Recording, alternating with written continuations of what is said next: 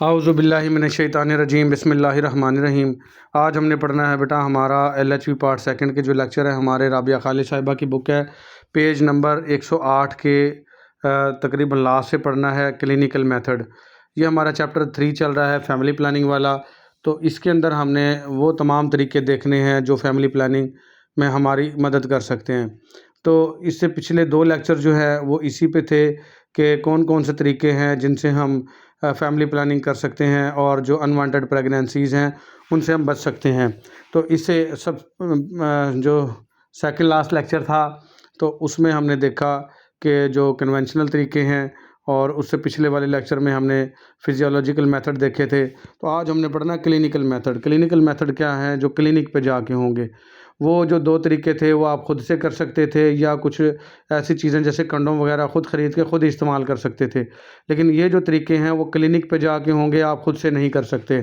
ठीक है, तो उसमें आ जाएगा सबसे पहला इंट्रायूट्राइन कंट्रासेप्टिव डिवाइस, जिसको IUCD भी बोलते हैं या IUD भी बोलते हैं, इंट्रायूट्राइन डिवाइस। ठीक है, ये C से कंट्रासेप्टिव है, कई बार C से सर्वाइकल डिवाइस भी इसको बोल देते हैं। स्मॉल डिवाइस, ये एक छोटी सी डिवाइस होती है। ये कॉपर टी लिपस लूप आपने देखे होंगे, जो बच्चे भी इससे वाकिफ़ हैं वो हॉस्पिटल्स में काम कर चुके हैं उन सबको पता है। ये पहले दिखा देता हूँ मैं आपको। ये देखें बेटा, ये कॉपर टी है IUD इंट्रायूट्राइन डिवाइस। ये कॉपर टी है, इस तरह से टी टाइप की ये होती है। ठीक है, और इसको बॉडी में यानी कि विजाइना के रास्ते और सर्विक्स में एंट्री दे देते हैं। ये देखें, ये कॉपर टी है। कुछ ये इम्प्लांट होता है, ये बाजू में इसको दाखिल करते हैं। और इसी तरह का एक लिपस लूप होता है, वो S टाइप का रिंग होता है लिपस लूप। उसकी तस्वीर जो है ना वो मुझसे डिलीट हो गई है, आप जाके लिपस लूप लिखेंगे तो पिक्चर आ जाएगी। तो ये IUDs होती हैं बेटा, इंट्रायूट्राइन डिवाइस। ठीक है, यूट्रस के अंदर इनको दाखिल करते हैं। स्मॉल डिवाइस, एक छोटी सी डिवाइस होती है, इस प्लेस इनसाइड द यूट्रस। बच्चादानी में इसको रख देते हैं बाई अ ट्रेंड पर्सन। और इसको रखता कौन है? ट्रेंड पर्सन रखता है। To prevent a fertilize ovum, ताकि जो एग है उसकी फर्टिलाइजेशन रुक सके, यानी जो एग और स्पर्म का मिलाप है, बच्चा बनने की शुरुआत है, वो ना हो सके। From implanting it's in the uterus, और ये बच्चादानी में इम्प्लांट ही ना हो सके। यानी अगर फर्टिलाइज एग बन भी गया, यानी स्पर्म का और एग का मिलाप हो गया, फर्टिलाइजेशन हो गई, तो ये जो कॉपर टी या लिपस लूप रखा होता है वजाइना में, ये उस फर्टिलाइज एग को इम्प्लांट होने नहीं देता, यानी बच्चा बनने की शुरुआत होने ही नहीं देगा। इम्प्लांट कहते हैं जैसे ही जाइगोट बनेगा बेटा, जाइगोट बन के वो मरूला बनेगा, मरूला बन के ब्लास्टोसिस्ट बनेगा, यानी एक सेल से 2, 2 से 4, 4 से 8, 8 से 10 और कई सारे सेल्स का गोला सा एक बन जाएगा, जिसको हम ब्लास्टोसिस्ट कहते हैं। उसने आके जो बच्चादानी की अंदर वाली जो दीवार है पहली, वो एंडोमेट्रियम कहलाती है और वो डेसिडुआ बनी होती है। वहाँ आके उसने चिपकना होता है और 9 माह वहाँ से न्यूट्रिशन खुराक लेके और उसने बेबी बनना होता है। तो लेकिन बच्चादानी में तो ये कॉपर टी मौजूद होगी, तो वो इम्प्लांट नहीं हो सकेगा और बच्चा बनने की शुरुआत ही नहीं होगी और वो ऐसे ही ज़ाया हो जाएगा और हमल नहीं होगा। तो इसका ये काम है इंट्रायूट्राइन डिवाइस का। तो intrauterine device were first used in the 19th and early 20th century. Intrauterine device ये भी मारूजी बन सकती है कि कब इसका पहले इस्तेमाल हुआ, 19वीं सदी में, और शुरुआती 20वीं सदी में इसका इस्तेमाल हुआ in the treatment of various gynaecological conditions. और मुख्तलिफ़ किस्म की जो गायनाकोलॉजिकल कंडीशंस हैं उनके इलाज के लिए इसको इस्तेमाल किया गया। यानी बहुत सारी अद्वियात ऐसी हैं बेटा हादसाती तौर पे वजूद में आई हैं, तो ये मुख्तलिफ़ बीमारियों के इलाज के लिए इसको बनाया गया था। लेकिन जब उन्होंने देखा तो इससे तो हमल भी नहीं हो रहा, तो फिर ये एज ए कंट्रासेप्टिव डिवाइस के तौर पे इस्तेमाल की जाने लगी। ठीक है, इन अर्ली 1960, शुरुआती 1960 के दिनों में many scientists began to show interest again in this method. तो बहुत सारे साइंसदानों ने दोबारा इसमें इंटरेस्ट दिखाना शुरू कर दिया। Devices of various shapes and sizes and material were tried. मुख्तलिफ़ किस्म की शक्लों की, साइज़ की और मटेरियल्स की डिवाइसेस जो है वो उनकी कोशिश की गई। एट प्रेजेंट, मौजूदा दौर में, there are about 40 different forms of IUCD being used in the world. तकरीबन 40 इकसाम की मुख्तलिफ़ जो IUCD हैं वो पूरी दुनिया में इस्तेमाल की जा रही हैं। ये भी मारूजी बन सकती है। अभी कितनी इकसाम है तकरीबन आपने बताना है, तकरीबन 40 इकसाम है। ठीक है, the IUCD was first introduce in Pakistan in 1963। यह भी मारूजी बन सकती है कि पाकिस्तान में सबसे पहली IUD कब डाली गई थी? 1963 में। फॉर रिसर्च पर्पसेस, रिसर्च के मकसद से डाली गई थी। एंड लेटर, और बाद में it was included in the national population programme, और इसको नेशनल पॉपुलेशन प्रोग्राम में शामिल कर लिया गया। डिवाइसेस ऑफ वेरियस शेप्स, मुख्तलिफ शक्लों की डिवाइसेस हैं। साइज़ में मुख्तलिफ हैं। एंड मटीरियल्स, और इसके मटीरियल भी मुख्तलिफ हैं। हैव बीन ट्राई की जा चुकी हैं फ्राम टाइम टू टाइम, वक्तन फ़वक्तन। एट प्रेजेंट, मौजूदा दौर में, the two types of devices are being commonly use, दो किस्म की डिवाइसेस जो हैं आमतौर पर इस्तेमाल की जाती हैं इन पाकिस्तान में, and all over the world, और पूरी दुनिया में। Types of IUCD available in Pakistan में जो डिवाइसेस मौजूद हैं वो कौन सी हैं? टाइप क्या है? कॉपर मल्टी लोड है, ये -3 से 75 है, और इसका लाइफ स्पैन कितना? 5 सालों के लिए कारआमद है। और कॉपर टी, जिसको CUT बोलते हैं, ये -38, और ये 10 साल है इसकी जो लाइफ बेटा इसकी। ये नंबर हैं इनके, ठीक है।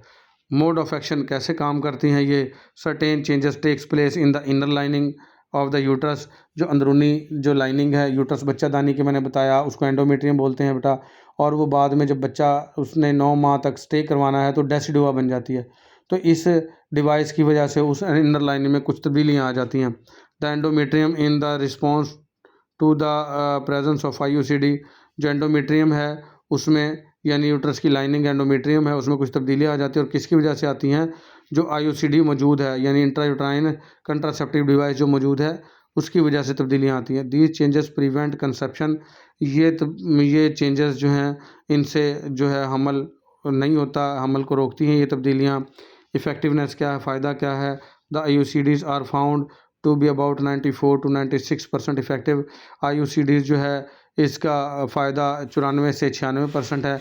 अब तक की हमने 2 लेक्चर्स में जितनी भी डिवाइस पढ़ी हैं बेटा, उनमें सबसे ज़्यादा फ़ायदेमंद यही डिवाइस है, ठीक है। इन द प्रिवेंटिंग प्रेगनेंसी, हमल को रोकने में। टाइमिंग ऑफ इंसर्शन, इसको कब इंसर्ट करना आपने?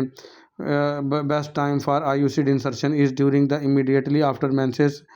एडवांटेजेस ऑफ दिस आर, कहता है इसका सबसे बेस्ट टाइम क्या है कि जैसे ही मेंसेस आएँ तो मेंसेस के फ़ौरन बाद डाल दें। तो इसका क्या फ़ायदा होगा? One can be sure that the client is not pregnant, इससे एक तो ये यकीन दहानी हो जाएगी कि जो मरीज़ा है या जो इसकी क्लाइंट है आपकी, उसको हमल नहीं है, हमल के दौरान नहीं डालते इसको बेटा। तो इस सबसे पहले तो यकीन दहानी हो जाएगी, मेंसेस आएँ तो ज़ाहिर बात है हमल है ही नहीं, ठीक है। सबसे पहला तो फ़ायदा ये हो गया।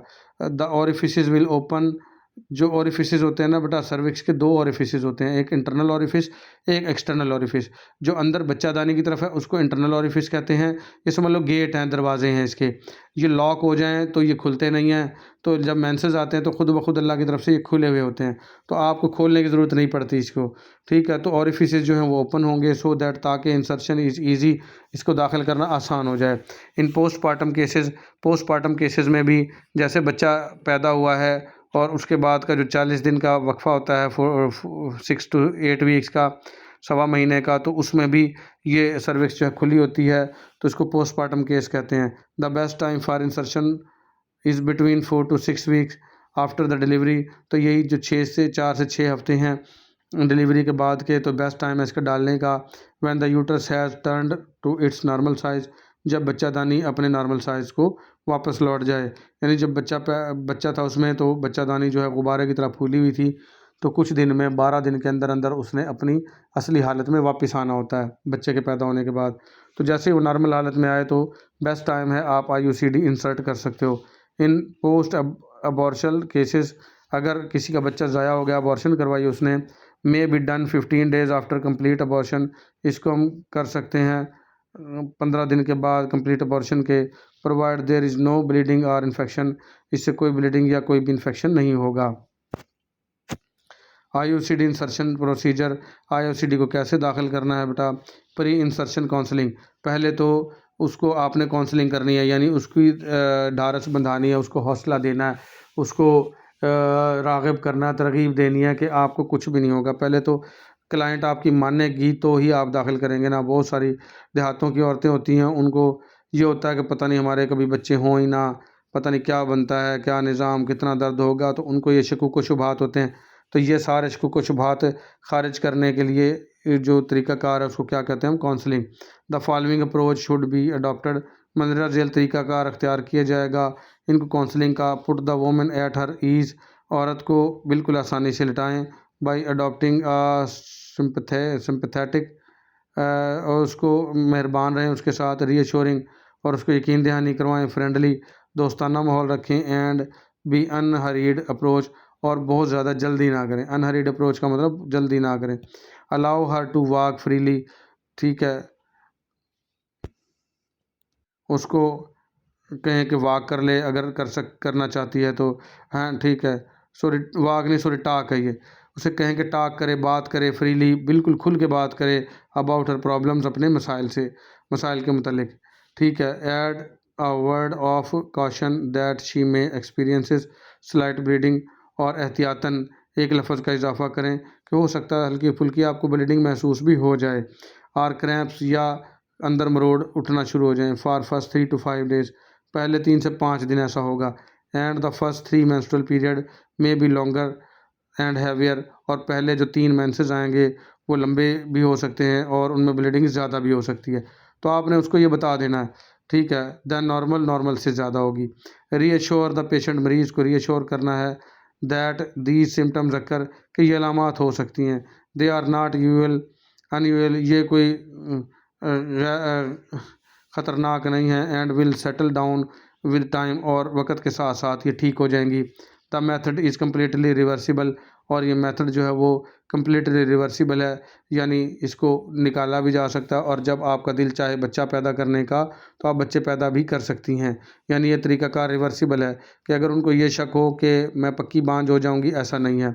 And she can conceive after removal of IUCD, और IUCD रिमूव करने के बाद वो दोबारा हामला हो सकती है। The women may be worried, औरत हो सकता है परेशान हो, that the device will hurt her husband, कि ये डिवाइस जो है उसके मियाँ को नुकसान पहुंचाएगी, क्योंकि उज़्व तनासुल अंदर जाना होता है तो औरतें ये समझती हैं हो सकता है ये जो मर्द का जो पीनस है उसके साथ टच हो और उसको नुकसान पहुंच जाए या ज़ख्मी हो जाए उसका पीनस। टेल हर दैट, उसको बताना है आपने, the IUCD is inside the uterus, कि IUCD जो है वो बच्चादानी के अंदर होगी, उसका पीनस के साथ कोई ताल्लुक भी नहीं होगा और वो टच भी नहीं होगी। The husband will not even feel the thread which is lying in the vagina, तो उसको बताना है कि आपके शौहर को जो उसका धागा है वो भी महसूस नहीं होगा जो वजाइना में होगा, तो आपने टेंशन नहीं लेनी। Should she happen to conceive in spite of IUCD, और उसको बताना है कि वो दोबारा से हामला भी हो सकती है, ठीक है, और अगर IUCD मौजूद है तो भी हामला हो सकती है। The IUCD will not hurt the baby because the baby is inside the sac of thick walls, तो वो कि अगर उसका IUCD यानी कापटी वगैरह अंदर मौजूद भी है तो भी हामला हो सकती है, और बच्चे को भी इस कापटी से कोई नुकसान नहीं होगा, क्योंकि IUCD जो है वो साइड पे होगी और बच्चे के गिरदल्ला पागने की हिफाजती थैली बनाई होती है जो मोटी दीवारों वाली होती है, थिक वाल्ड होती है। The IUCD will be expelled with the placenta at delivery, और IUCD प्लेसेंटा के साथ ही बाहर भी निकल जाएगी जैसे ही बच्चा पैदा होगा, तो आपने तमाम बातें उसको करनी है। फिर उसकी हिस्ट्री लेनी है। Objective of history taking is to ensure that, मकसद क्या है हिस्ट्री टेकिंग का, कि उसको यकीन दहानी करवाई जाए औरत को, that the woman has no contraindication, कि औरत को कोई भी नुकसान नहीं होगा टू यूजिंग द IUCD में, ठीक है। हिस्ट्री लेंगे तो पता चल जाएगा कि उसको कोई कंट्राइंडिकेशन नहीं, कोई ऐसी चीज़ नहीं है। कंट्राइंडिकेशन क्या होती है? कंट्राइंडिकेशन कहते हैं ऐसी अलामात या ऐसी सूरत हाल जिसमें कोई भी चीज़ मना हो, ममनू हो, उसको कंट्राइंडिकेशन कहते हैं। तो उससे पहले उसकी हिस्ट्री ले लेनी है कि आया कि खुदा न खास्ता वो हामला तो नहीं है। हामला औरत को आप IUCD नहीं रखते, ठीक है, तो आपको हिस्ट्री से पता चल जाएगा कोई कंट्राइंडिकेशन नहीं है, ठीक है। The date of the last menstrual period पता चल जाएगी आपको, डिलीवरी, और जो डिलीवरी हुई थी पिछला बच्चा उसकी पता चल जाएगा हिस्ट्री से, इज़ इम्पोर्टेंट, ये ज़रूरी है। आफ्टर टेकिंग कंप्लीट हिस्ट्री लेने के बाद fill in the clinical record, आपने क्लिनिकल रिकॉर्ड फिल करना है। This should be properly numbered, आपने इसके ऊपर नंबर डालने हैं properly and field for future references, और मुस्तकबिल में अगर मज़ीद इसकी रिकॉर्ड की ज़रूरत पड़े तो आपने इसको इस्तेमाल करना है। अच्छा डाटा लिया गया बाद में भी काम आता है। जैसे अगर कोई आपका परमानेंट दर्जी हो और वो आपकी कमीज़ की शलवार की पैमाइश मुकम्मल एक ही बार करके रख ले और नंबर लगा दे, तो आप सिर्फ कपड़े बेचते हैं और बार बार आपको पैमाइश करवानी नहीं पड़ती। वो उसी पैमाइश के कपड़े सी के घर भेज देता है। तो सेम इसी तरीके से अगर आप हिस्ट्री वगैरह ले लेंगे तो फ्यूचर रेफरेंसेस के लिए भी वो काम आएगी। जर्नल एग्जामिनेशन, आम उसका मुआयना करना है, वो कैसे करना है? Routine journal examination is done, routine का आम उसका मुआयना करना है। विच इंक्लूड, जिसमें शामिल है वेट वज़न करना, ब्लड प्रेशर चेक करना, एग्जामिनेशन ऑफ कंजक्टिवास, और उसकी कंजक्टिवा देखना। कंजक्टिवा कहते हैं आँखों के अंदर वाले जो पपोटे हैं वो देखना कि उसको खून की कमी तो नहीं है। फॉर एनीमिया एंड नेल्स, और नाखून देखना फॉर एनीमिया, खून की कमी के लिए। नाखूनों से भी पता चलता है बेटा।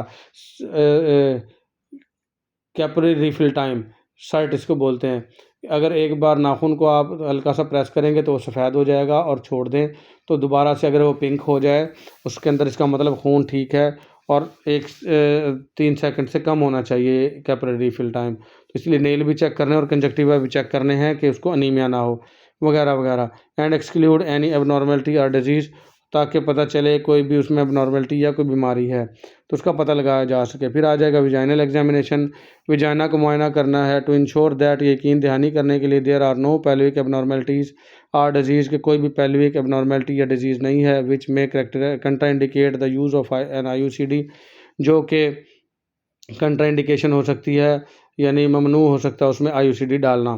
ठीक है, तो विजाइनल एग्जामिनेशन करना है। To determine the position of the uterus, और बच्चादानी की पोजीशन डिटरमाइन करनी है, सो दैट ताकि the IUCD may be inserted in the correct direction, ताकि IUCD करेक्ट डायरेक्शन में दाखिल की जा सके। Toward the danger of perforation, के ज़ख्मी होने के ख़तरे से बचा जा सके। इक्विपमेंट, आलात क्या चाहिए होंगे? स्पॉन्ज फोरसेप्स चाहिए होगी। बॉल्स कंटेनिंग स्टेरिलाइजिंग सोल्यूशन, एक कटोरा जिसके अंदर जरासीम से पाक महलूल हो। कस्को स्पेकुलम, जिसको डक स्पेकुलम भी बोलते हैं, ठीक है, वो चाहिए होगा। स्टेराइल ग्लव्स, जरासीम से पाक दस्ताने चाहिए होंगे। इलेक्ट्रिक लैंप और टॉर्च, इलेक्ट्रिक लैंप या टॉर्च चाहिए होगी। सोप, साबुन होना चाहिए। वाटर, पानी होना चाहिए। एंड नेल ब्रश, और नेल ब्रश हो फॉर वॉशिंग ऑफ हैंड्स, ताकि आप अच्छे से हाथों को धो सकें, क्योंकि नेल्स में बेटा बहुत ज़्यादा जो है वो जरासीम हो सकते हैं, इन्फेक्शन का ख़तरा होता है। प्रिपरेशन ऑफ द क्लाइंट, अब क्लाइंट को कैसे आपने तैयार करना है? क्लाइंट क्या है? आपका जो मरीज़ा है या जो औरत आपके पास आई है IUCD डलवाने के लिए, वो क्लाइंट है। First ask the client to empty her bladder, पहले मरीज़ा को कहें कि अपना जो है वो मसाना खाली करे, यानी पिशी कराए। सो दैट, ताकि द पेल्विक ऑर्गन, जो पेल्विक के ऑर्गन है, कैन ईजीली फेल्ट, महसूस किए जा सकें, यानी वजाइना और ब्लेडर और रेक्टम, इनका पता चल सके और महसूस हो सके कि जो वजाइना है वो अपनी जगह पे मौजूद है या नहीं। वो बेटा रेक्टोसिली या सिस्टोसिली ना हो। रेक्टोसिली कहते हैं वजाइना का, यूट्रस का रेक्टम की तरफ मुड़ा होना, या सिस्टोसिली है जो अपना यूट्रस का मसाने की तरफ झुका होना। तो इनमें से कोई भी ना हो, इसे पता कर देखने के लिए पेल्विस का जो है वो एग्जामिनेशन करना पड़ता है। ठीक है। Ask her to remove her clothes, उसे कहें कि आपने जो क्लॉथ्स हैं वो उतार दे। फार वेस्ट, कमर से नीचे, डाउनवर्ड, निचली जानिब, एंड ले ऑन द टेबल, और लेट जाए टेबल के ऊपर। In the lithotomy position, lithotomy position में जो डिलीवरी की पोजीशन होती है वो लिथोटोमी पोजीशन होती है, जिसमें लेग्स जो हैं वो रेज होती हैं और दोनों थोड़ी सी लेग्स ओपन होती हैं, जिसमें वजाना तक आसानी से रसाई मिल सकती है, वो लिथोटोमी पोजीशन है बेटा। प्रेशर हर, रीअश्योर हर, उसको यकीन दहानी करवा दें that she will not be hurt, कि वो उसको कोई ज़ख्म भी नहीं लगेगा, दर्द भी नहीं होगा। And ask her to breathe deeply, और उसे कहें कि जो है वो गहरे गहरे सांस ले। डोंट हरी द प्रोसीजर, इस प्रोसीजर में जल्दी ना करें बिल्कुल भी, यानी स्लो सुकून से करें। This will avoid upsetting the patient, ये मरीज़ को अपसेट होने से रोकेगा। And help in getting her to relax her abdomen, और ये मदद करेगा ताकि वो अपने एब्डोमेन को रिलैक्स कर सके, यानी तेज़ी नहीं दिखानी आपने। Wash your hands and put on clean gloves, अपने हाथों को धोना है और साफ़ सुथरे दस्ताने पहनने हैं। ऑन योर राइट हैंड, अपने राइट हैंड पर। ठीक है। क्लीन द वुल्वा, वुल्वा कहते हैं बेटा जो एक्सटर्नल जेनिटेलिया फीमेल के वजाइना वगैरह, उसको वुल्वा बोलते हैं, उसको साफ़ करना है। एंड प्रीनियम, और उसके करीब की जो जिल्द होती है, झिल्ली होती है, पखाने और पिशी के रास्ते की जो करीब की झिल्ली है उसको प्रीनियम बोलते हैं, इसको भी साफ़ करना है विद डिटोल से, आयोडीन से, एंड कैटावेलोन स्वैब से। टेक अनदर क्लीन स्वैब, और फिर एक साफ़ सुथरा और स्वैब लेना है। स्वैब कह सकते हैं बेटा रुई का एक टुकड़ा भी हो सकता है या गाज पीस हो सकता है, चकोर पट्टी जिसको बोलते हैं, तो वो लेना है आपने with a sponge holding forcep. Sponge holding forcep के साथ इसको पकड़ना है एंड क्लीन द वजाइना, और वजाइना को साफ़ करना है आपने, ठीक है। फिर आ जाएगा इंस्पेक्शन। इंस्पेक्शन करनी है the vulva and the vagina entrance are inspected for any signs of abnormality. Vulva और वजाइना की जो एंट्रेंस है उसका मुशाहिदा करना है कि कोई भी एबनॉर्मेलिटी की अलामात तो नहीं है, लाइक डिस्चार्ज, कि उसके अंदर से कोई चिपचिपा मादा तो नहीं आ रहा, या ब्लड तो नहीं आ रहा, ग्रोथ कोई और चीज़ तो नहीं है, कोई रसोली वगैरह तो नहीं बनी हुई, या अल्सरेशन या कोई ज़ख़म तो नहीं है, ये देखना है। बाई मैनुअल कहते हैं एग्जामिनेशन को बेटा दो हाथों से मुआयना करना। बाई का मतलब दो होता है। Introduce your first one finger of the gloved hand into the vagina. अपने एक हाथ की एक उंगली जिसके ऊपर दस्ताना पहना हो, ग्लव्स पहना हो, वजाइना में इंटर करनी है। The second finger is inserted after the muscle around the vagina relaxes. दूसरी फिंगर जब वजाइना के मसल जो है रिलैक्स हो जाए फिर इंटर करनी है। And it is clear that, और ये क्लियर करना है that two fingers examination is possible without causing pain, के दो उंगलियों से मुआयना करना इसका मुमकिन हो रहा है आराम से, और उसको दर्द भी नहीं हो रही औरत को। अगर दर्द ना हो रही है और दो उंगलियां अंदर जा रही हैं तो फिर ठीक है, ठीक है। Insert the fingers along the side wall of the vagina.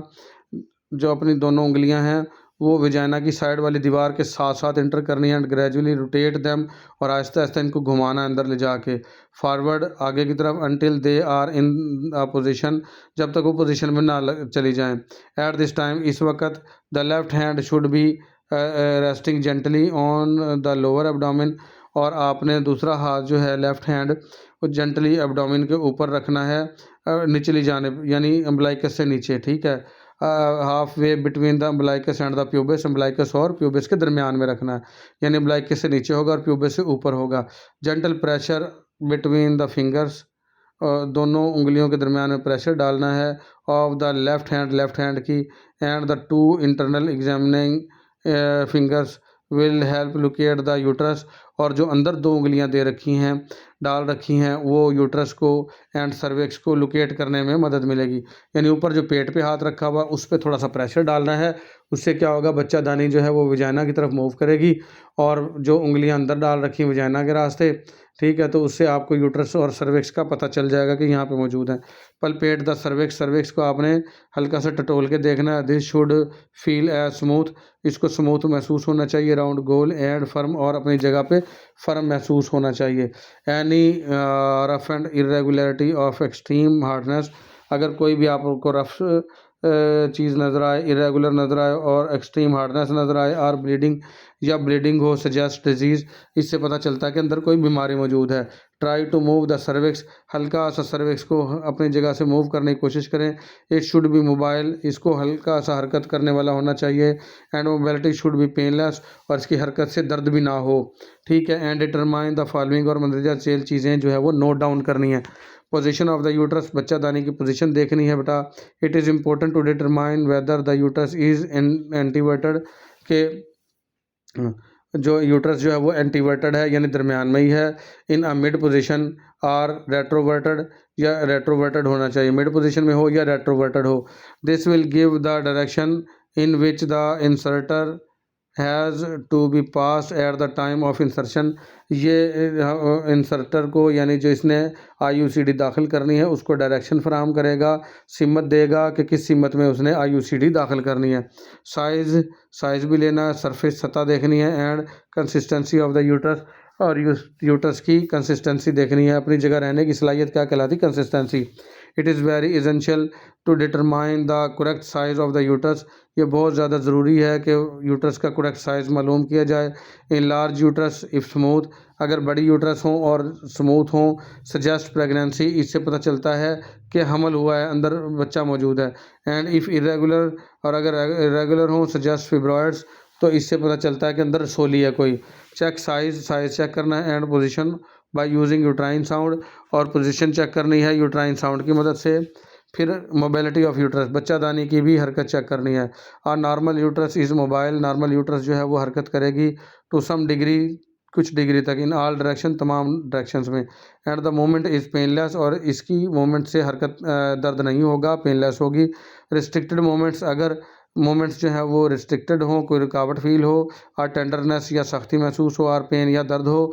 On moment हरकत देने पर सजेस्ट पेल्विक इन्फेक्शन, आपको पता लग जाएगा कि पेल्विस में इन्फेक्शन है।